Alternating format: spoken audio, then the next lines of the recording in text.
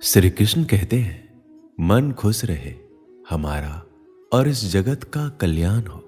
हम सभी चाहते हैं, पर जैसी हमारी कामना है वह कभी पूरी होती नहीं। मन में तरह तरह के गंदे विचार मनुष्य के दिमाग में घूमते हैं। ऐसे में प्रश्न आता है कि मन में अच्छे विचार कैसे लाएं। विचार उठते हैं मन से, इसलिए मन क्या है यह हमें पता होना चाहिए। इसके बाद ही हम गंदे और अच्छे विचारों के खेल को समझ सकते। देखिए, मनुष्य का जीवन विचारों से ही तो है। किसी के मन में विचार आता है खुद को और इस दुनिया को बेहतर बनाने का, तो किसी को आत्महत्या का विचार आता है। इन विचारों से परेशान होने से पूर्व हमें समझना होगा कि आखिर मन में विचार कैसे आते हैं, मन में विचारों की उत्पत्ति कैसे होती है। मनुष्य को अपनी स्थिति के अनुरूप ही विचार आते हैं। मनुष्य की हालत यदि मजबूरी की है तो उसके कर्म भी मजबूरी में होंगे। यदि हालात बुरे हैं तो विचार भी बुरे ही आते हैं। इसलिए विचारों का आना आपके हालातों पर निर्भर करता है। सोचिए, आज परीक्षा है और आपने पूरी तैयारी कर ली है, तो क्या आपके मन में फेल होने के विचार आएंगे? बिल्कुल नहीं। लेकिन परीक्षा आज है और साल भर आपने सिर्फ मस्ती किया है, तो निश्चित है कि दिमाग में विचार भी फेल होने के ही घूमेंगे। तो अधिकांश मामलों में ये उसका खुद का चुनाव होता है। आप परीक्षा के लिए पढ़ाई करें या ना करें, यह आपका चुनाव है। इसलिए अगर आपका चुनाव ही गलत है तो फिर विचार गलत ही होंगे। इसलिए देखा होगा, प्रायः लोग जिस काम में लगे रहते उस काम में भी बुरे विचार उनके दिमाग में छाए रहते। और इसका यह अर्थ कतई नहीं कि मनुष्य के विचारों का आना गलत है। मन में अच्छे विचारों का आना कोई अकस्मात स्थिति नहीं होती। कभी ऐसा नहीं होगा कि आप सुबह उठें और आपके मन में खुद को बदलने का विचार आ जाए और आपकी सभी गंदी आदतें छूट जाए और आप अपने सभी दुखों से आजादी पालें। ऐसा नहीं होगा। मन में अच्छी सोच लाना इतना भी मुश्किल नहीं है। अगर आपका कोई साथी है तो आपको किसी भी चीज को लेकर भड़का रहा है या बुरा सोच लाने के लिए प्रेरित कर रहा है, तो उससे आपको अलग रहना है। ऐसे लोगों से जितना जल्दी हो सके दूरी बना लीजिए और खुद को व्यस्त रखने की कोशिश कीजिए। जरूरी नहीं कि काम करके ही खुद को व्यस्त रखा जा सकता है। आप चाहे तो खुद को व्यस्त रखने के लिए अपने पसंद का काम भी कर सकते हैं। इससे आपको बुरा सोच नहीं आएगा। आप सदा खुश रहेंगे तो मन में अच्छी सोच भी आएगी। बुरी चीजों से दिमाग हटाकर आपको अच्छी चीजों पर लगाना होगा। जैसे आप शांत वातावरण में जाकर बैठे। कई बार शहरी शोरगुल के कारण हम परेशान हो जाते हैं। आपको कुछ समय शांत वातावरण में बैठना चाहिए। ऐसा करने से आपको सिर्फ अच्छी सोच आएगी। अगर आप इन चीजों को अपने जीवन में अपनाते हैं तो आप आसानी से नकारात्मक सोच से दूर हो सकते हैं। आपके दिमाग में चाहे बुरे विचार आते हो, उसकी फिक्र करने की जरूरत नहीं है। जब आप सुबह उठे तो एक अच्छा विचार सोचें और एक अच्छा वाक्य खुद से बोलने के लिए तैयार रखें। जैसे कि मैं आज बहुत खुश हूं, आज मेरी मनोकामना पूर्ण होगी, या मैं अच्छे विचारों वाला व्यक्ति हूं। आप कोई भी सुविचार सोच सकते हैं। तो यह अभ्यास आपके जीवन को बदलने के लिए कुछ दिनों बाद सक्रिय होने लगेगा। आपका मस्तिष्क ही आपका भविष्य निर्माण करता है। जब भी आप बिस्तर पर सोने जाएं तो इस बात का ध्यान रखें कि आप क्या सोचते हुए सो रहे हैं। यदि नकारात्मक विचार है तो उसकी जगह अपने और अपने परिवार के लिए कुछ अच्छा सोचकर सोएं या अपने इष्ट देव के नाम का जप करते हुए सो जाएं। आपका अंतिम विचार ही पूरी रात आपके दिमाग में चलता रहता है, जिसका आपको पता नहीं चलता है। यह विचार ही आपके जीवन को सबसे ज्यादा प्रभावित करता है। इस विचार का सबसे अच्छा होना जरूरी है। अतः सोते समय अच्छे विचारों को दोहराते हुए सोना चाहिए। मन में किसी प्रकार का भय और शंका लेकर नहीं सोना चाहिए। इसलिए जब भी आप सोएं तो एक अच्छे विचार के साथ सोएं। दोस्तों, इसे मैं एक कहानी के माध्यम से समझाता हूं। एक बार एक आदमी ने अपनी सारी जमा पूंजी से एक सुंदर घर बनवाया। गृह प्रवेश के एक दिन पहले उसके घर में आग लग गई और पूरा घर धू धू कर जलने लगा।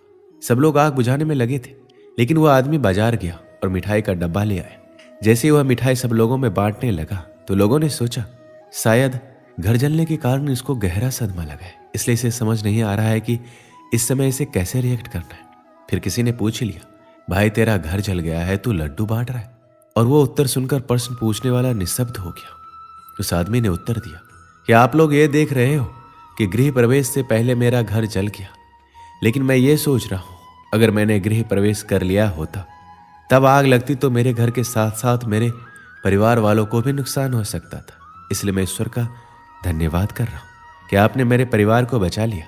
अगर जीवित रहे तो घर तो और भी बन जाएंगे। इसलिए सकारात्मक सोच के साथ नजरिया भी सकारात्मक रखना जरूरी है। अच्छी आदतों से अच्छा होता है और बुरी आदतों से बुरा। यदि आप में किसी भी प्रकार का नशा करने, गाली बकने, क्रोध करने, ईर्ष्या करने, अनावश्यक भोजन करने और किसी का अपमान करने या अन्य किसी भी प्रकार की गंदी आदतें हैं, तो फिर आपका वर्तमान और भविष्य भी वैसा ही होगा। बुरी आदतें डालनी नहीं पड़ती, वो संगत से स्वतः ही निर्मित हो जाती है। आप अपनी बुरी आदतों को छोड़ने की चिंता करने के बजाय अच्छी आदतें डालना शुरू करें।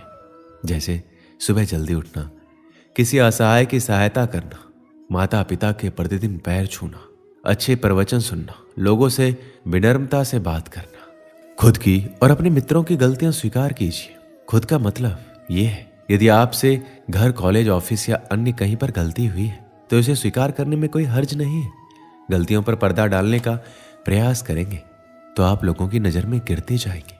काम करने वाले इंसान से गलतियां होती है, ये कोई बड़ा अपराध नहीं है, लेकिन इसे स्वीकार नहीं करना अपराध होता है।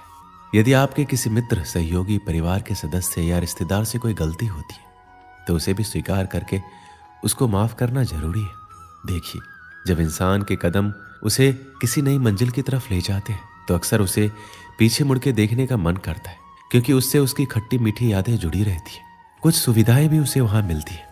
इसी तरह जब आप नया जीवन जिएंगे तो बीच में कुछ परेशानियां आ सकती है और इन बातों से मन घबराकर वापस उस पुराने सड़े गले जीवन को जीने के लिए बाध्य करेगा। ऐसी स्थिति में हिम्मत दिखाइए, श्री कृष्ण को याद कीजिए और जो बेहतर जीवन जीने का चुनाव किया है उस पर आगे बढ़ते रहिए।